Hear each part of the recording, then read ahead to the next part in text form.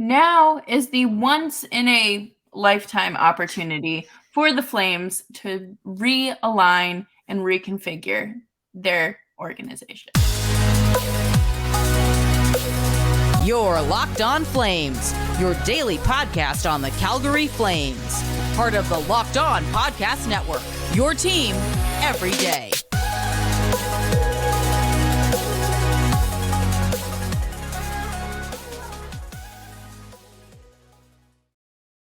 Well, hello everyone, and welcome to today's episode of Locked On Flames. As always, I'm your host, Jess Belmosto, joined by Nick Zararis. Nick, how are you doing today? I'm still very tired. Yesterday was a long day. 7 hours in a car, sat through an entire NASCAR race, watched my team get eliminated. I had quite a Monday. I'm very tired. That is brutal. Well, thank you so much for hanging out with us today, as well as the listeners, viewers. Make sure you are tuning into Locked On Flames and you're subscribed and following wherever you get your podcasts and on YouTube as well, because we are here for you every single day. So today, obviously, we are going to continue our discussion of what's next now that Brad Treliving and Daryl Sutter are gone. I think that this is such an interesting spot for the organization to be in, especially because, like, if you told me this a year ago that Tkachuk, Gaudreau, Treliving, and Sutter would be gone, I would be very I don't know if I'd fully believe you. It's very unique.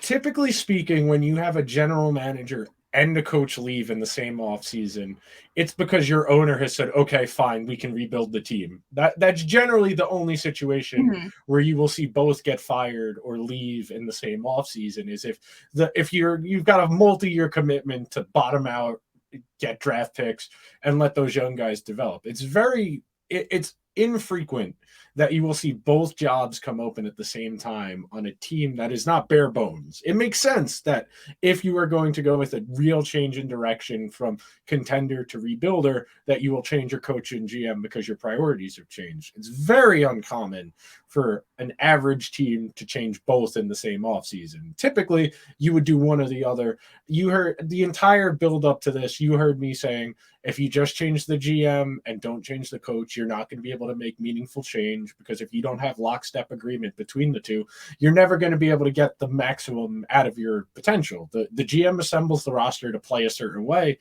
and if the coach disagrees with how the roster is assembled, it's not going to play the way it was designed, and you're going to miss opportunities. And that really was the story of the team this year, that they weren't able to reach their potential. They weren't able to play up to their ability. So it's a good thing. And you give Brad Treliving a lot of credit for falling on the sword and kind of taking one for the team, because he could have been a martyr about it and been like, I'll stay, and him and Daryl would be running this back. But Brad recognizing, hey, this situation sucks, I don't want to be here, even if it was purely out of self-interested, I just don't want to do this anymore. Yeah. The actual real world impact, better for the organization, because it would have been a half measure to only change the GM and not the coach.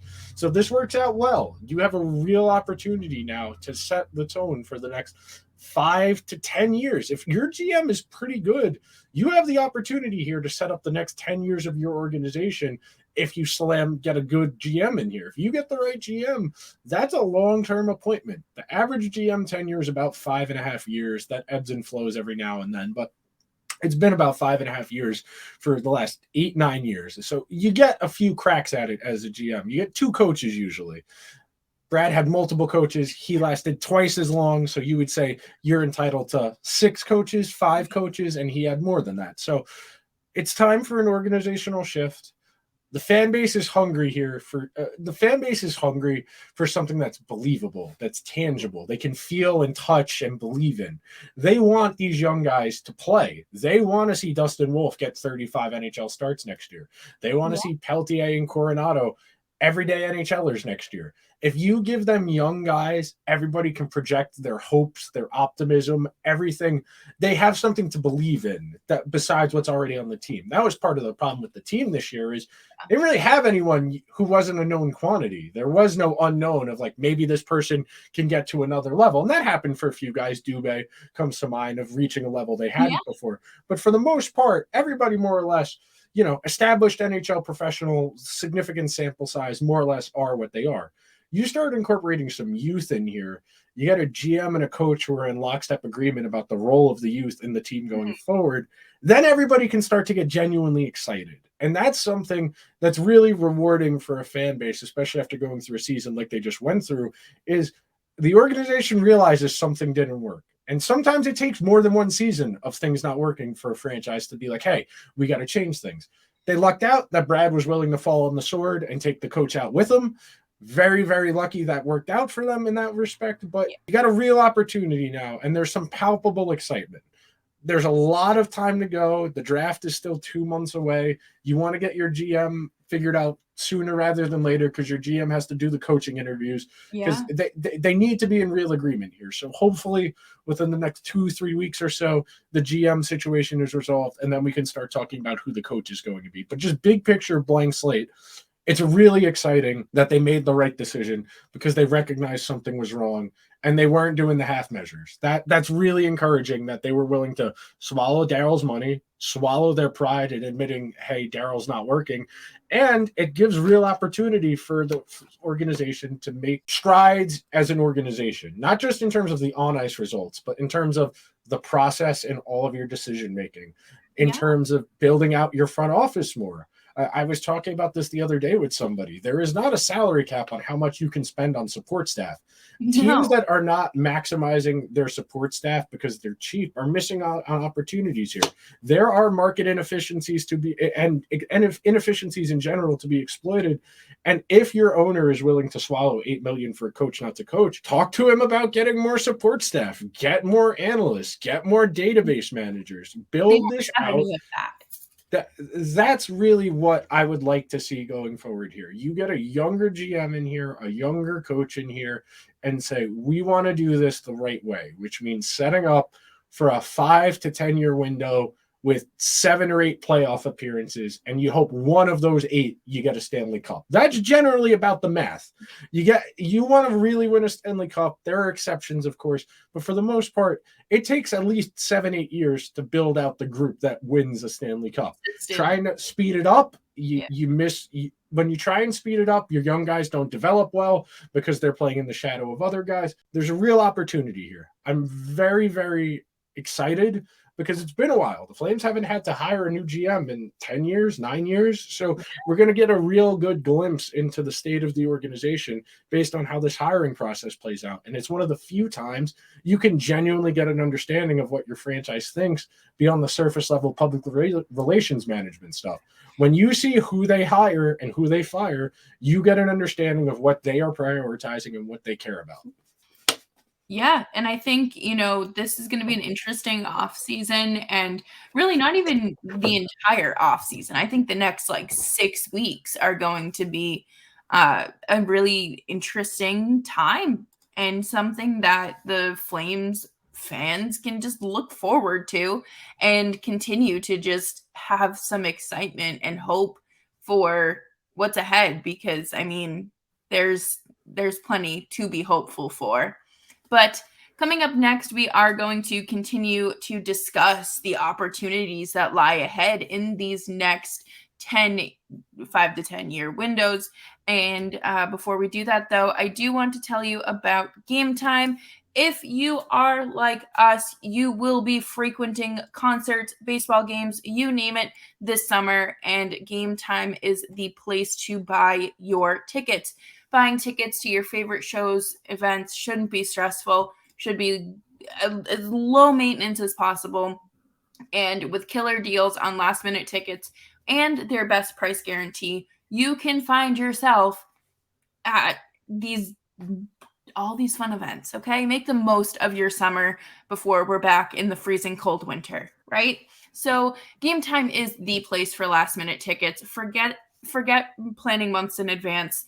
Gametime has deals right up to the day of the event, and you can get exclusive flash deals on tickets for football, basketball, baseball, concerts, comedy, and more. The Gametime guarantee means you will always get the best price. If you find tickets in the same section, same row, for less, Gametime will credit you 110% of the difference. Snag tickets without the stress with Gametime. Download the Gametime app, create an account, and use code LOCKEDONNHL for $20 off of your first purchase, and terms apply. Again, all you have to do is create an account and redeem code LOCKEDONNHL for $20 off. Download Gametime today. Last minute tickets, lowest price guaranteed. And thank you, everyone, for hanging out with us here on Locked On Flames. Make sure you're subscribed and following us on YouTube, wherever you are getting your podcasts as well. Have you submitted a resume? I got into this discussion with somebody last night at like 2 a.m. because whenever the Rangers get eliminated from the playoffs, I get a stream of texts like I lost somebody in my family where it's like, sorry about the Rangers. And like, I understand that's like what everybody in my actual real day-to-day life associates me with is the Rangers. And someone texted me at like 2:15 last night. What do you think is the actual problem? And I go, I don't have enough time to explain to you what the actual problem it is. It is 2:15 in the morning. It's really, the Flames job is really going to be interesting because I think now that you don't have Darryl associated with the coaching position, you're going to be able to get a wider net of candidates. I think you're not limiting yourself, which is something I really emphasized in the hiring process for the GM, is give yourself the opportunity to hire somebody who's going to do the best job possible, not somebody who just wants to take the job, is begrudgingly taking the job, or is going to try and make do. You have set yourself up with process. When we talk about decision making, you have process, you have results. You will not always get good results from good process, but you will almost certainly get bad results from bad process. Right now, the Flames are in a situation for a good reset in terms of their decision making process. You bring in new GM, new coach, you have a new process to evaluate how effective it is, and you get a good process. Over the course of a long period of time, you will get better results. That should be your goal. No one will ever be perfect at either of these jobs. Even the best coaches, best GMs, they lose trades, they make bad lineup decisions, they lose feel for the room at times. You want to have as much good process as you possibly can, and you hope you get the good results. Right now, so far, the Flames have exhibited good process. That is a starting point. And I think there's a true window of success, like opening up for them here. They have this opportunity to make the most of, Kadri's contract, Huberdeau's contract, Uyghur. Backlund was supposedly at Maloney's press conference. To me, that sounds like, I don't think it's a nothing burger, but we won't read too far into it because I think, at the end of the day, these guys are just going to say, I'll let my agent handle these things. Unless you're Jonathan Huberdeau, then you're going right on to Quebec, Montreal radio and just airing it all out. But that's hopefully something that won't happen this next time around because there is just this opportunity here for, hey guys, like we're so sorry that last year happened and we did our best and we're doing our best to ensure the room doesn't feel like you're walking on eggshells, to make sure this coach doesn't go out and insult the next player making their NHL debut, to not ride a goaltender into the ground the way that, and essentially break Jacob Markstrom. Like there's potential. And that's again, to be excited for and to look forward to and see who these candidates are and see what's coming around. Until we have actual news, we can be hopeful, optimistic. It's unknown. It's unquantifiable. You can't possibly know because we don't know. So it lends itself to more of an optimistic, good, because we don't even know who is going to be making the decisions. It's still a blank slate of opportunity. It's why everybody loves prospects. It's why everyone loves draft picks. They're not actually something tangible yet. You don't know what they are. They could be anything. They could be amazing. And that's what you hope for. And that's what's encouraging and why you feel a little bit better now than you did, say, a week or two ago, where it wasn't really determined. It wasn't, you didn't know what was going to happen. You were still up in the air. Yeah. Sidebar. You mentioned about Huberdeau going on Quebec radio. We need Rate My Professor for coaches in the NHL.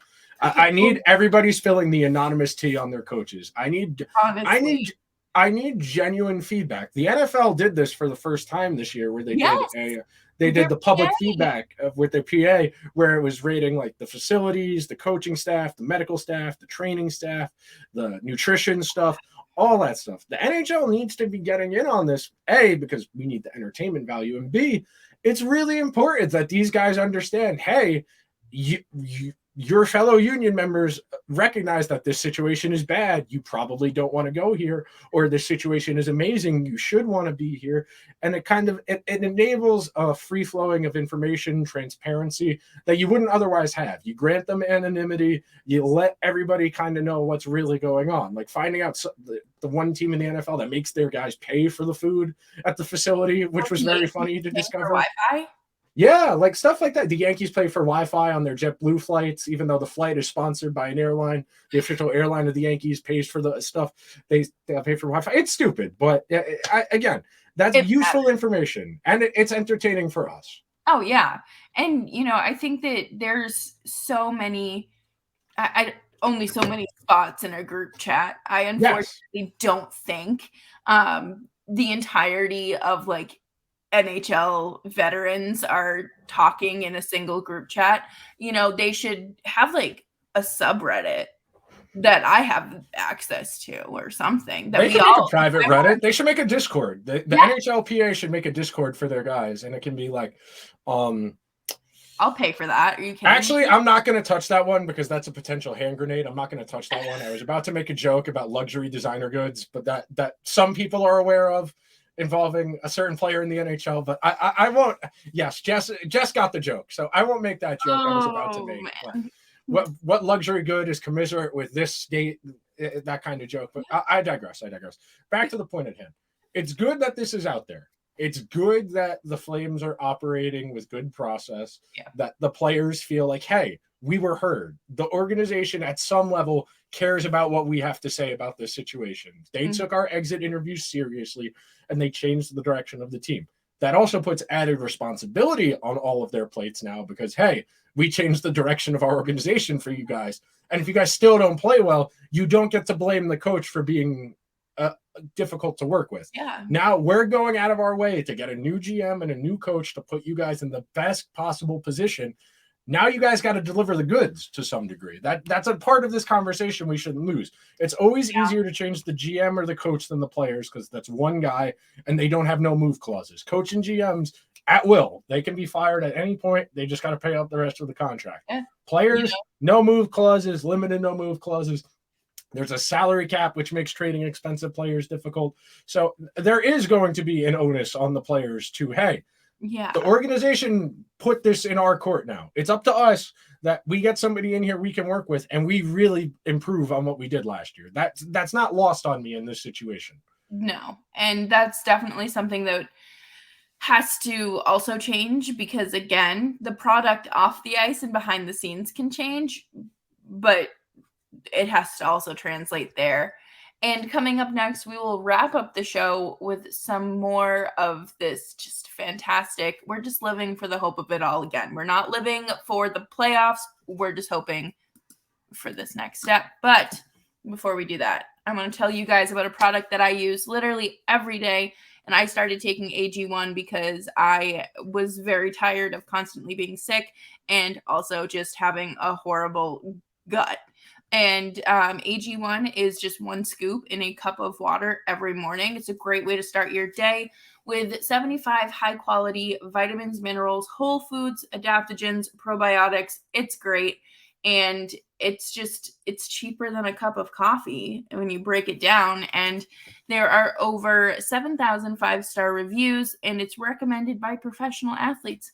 Tyler Toffoli uses it. I mean, that would be enough to sell me on giving it a try.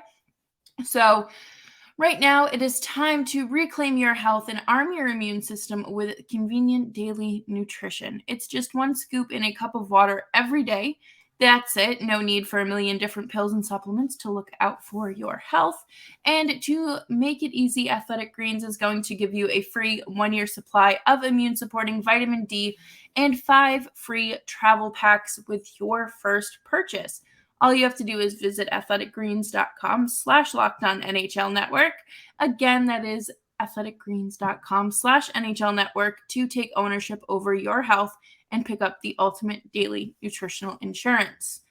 And thank you, everyone, for sticking around and hanging out with us here on Locked On Flames. This is just exciting. This is very exciting times for the Flames. And, you know, the new arena is in the works. That is what it is. Your GM's gone. Your coach is gone. It just feels like a clean slate. Like you are going into not just the immediate future, but the long term, like the long haul, with just a new lease on life. So the way I tend to think about things, and I forget which of my specific history classes this was the kind of the archetype that I've started to use since, and I've entirely stolen this from this professor, was events happen for short, medium, and long-term reasons. Yeah. Typically, your biggest things happen all three building up, medium, smaller, and subsequently. So your small decisions impact your short-term decisions eventually become your medium to long, etc. So you have your long-term stuff you're setting up now.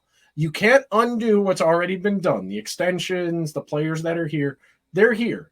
Now, setting up for the short term, meaning next season, your goal is what? To make the playoffs? Okay, what do you need to do to make the playoffs? How does that impact the medium and the long-term decisions you want to make? Are you going to trade some draft picks and get some guys in here? Are you going to do player-for-player stuff where you're going to try and get somebody back for someone already on your roster that's a proven NHL talent? You have all these decisions to make, and it's really important. And that's the good part about bringing somebody new into the situation is they're going to come in here without any preconceived notions about what the situation is. They're new to this. And even if they hire someone internally, they promote somebody who is either an assistant or lower in the organization, even if it's like Mitch Love and Kevin Conroy, okay, those are guys who are going to bring new perspectives to these decisions, to these players, and they're going to try and think about this in a different light. That's one of the benefits of bringing new people in, even if they're internal promotions, is the new perspective, especially when you're going from a coach like Daryl, who is fiercely set in his ways where he's not going to change how he does things, and a GM who's got a long track record. You bring in new pieces, especially if you bring in guys who've never been NHL decision makers at that level before, you're giving them a real opportunity. And it's important that you're realistic in what you want. Like we're saying, if your goal is just to make the playoffs, what does that look like? If your goal is, hey, we should take a step back, okay, what does that look like? If we want to go for a cup, what does that look like? All of these things it's really important you don't lose sight of any one of those, because in an ideal world, you're constantly doing all three at once. You're worried about the short, medium, and long with every decision you make. But external factors happen. You lose guys to injury, guys underperform, guys overperform.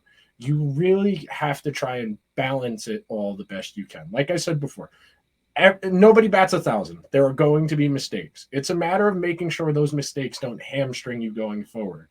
You look at some of the situations teams around the league are in, who they're locked into contracts with, the inflexibility of those contracts, and how it complicates your medium and your long-term planning. Well, your team is a requisite talent level. It's going to pick 15th in the draft. You're going to have a really hard time getting a marquee player at 15th. And even if you do, they're probably going to take 2 or 3 years before they can become a real impact for your organization. So all of this is in your mind. You are coming into this job with your pitch of, I want to do X, Y, and Z. Here's why I want to do it. Here's who I want to work with to do it. Yeah. It's all a blank slate, like you were saying. It's really exciting.